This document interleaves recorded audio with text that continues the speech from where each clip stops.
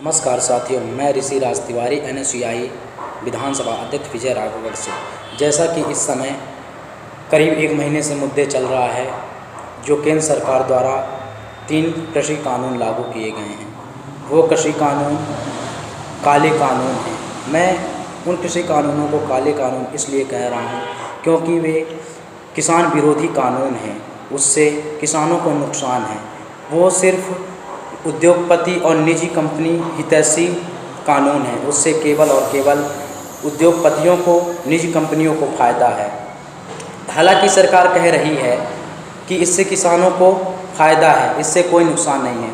तो मैं आपसे पूछना चाहता हूं, अगर किसानों को फ़ायदा होता तो आज 1 महीने हो गए किसान दिल्ली बॉर्डर पर ना बैठे होते, इतनी कड़कड़ाती ठंड में आत्महत्या के लिए मजबूर नहीं होते।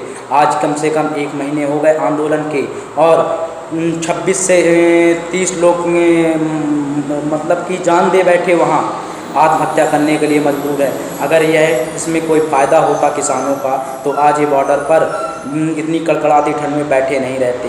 आज वे अपने घर परिवार देख रहे होते। जो केंद्र सरकार द्वारा ये कानून लागू किए गए हैं, तीनों से किसानों को बहुत ज़्यादा नुकसान है।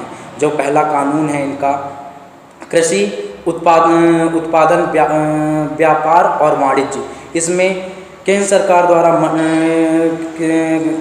मतलब कि केंद्र सरकार द्वारा मंडियों को बंद कर दिया जाएगा।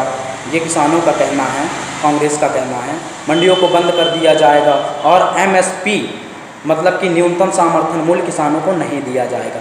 तो मैं केंद्र सरकार से कहना चाहता हूँ, अगर मंडियाँ बंद हो जाएंगी तो इसका प्रभाव उद्योगपतियों को नहीं, निजी कंपनियों को नहीं, इसका नुकसान सिर्फ और सिर्फ किसानों को भुगतना पड़ेगा।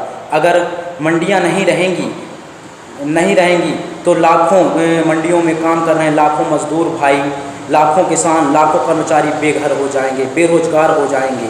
उनका जीवन निर्वाह कैसे होगा?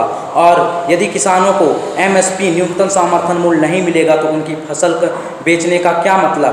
अगर उनको न्यूनतम समर्थन मूल्य नहीं दिया जाएगा तो ये फ़ायदा सिर्फ और सिर्फ उद्योगपतियों को होगा और निजी कंपनियों को होगा। किसान का सिर्फ और सिर्फ घाटा होगा। इसलिए किसान भाई आज बॉर्डर पर अड़े हुए हैं और उनकी सिर्फ एकमात्र गुहार है कि केंद्र सरकार ये तीनों काले कानून वापस लें, अपने द्वारा लागू किए गए अध्यादेशों को वापस करें और किसानों की बात सुनें। लेकिन नरेंद्र मोदी जी हैं, लेकिन किसानों के पास आने को तैयार नहीं है, उनकी बातों को सुनने को तैयार नहीं है।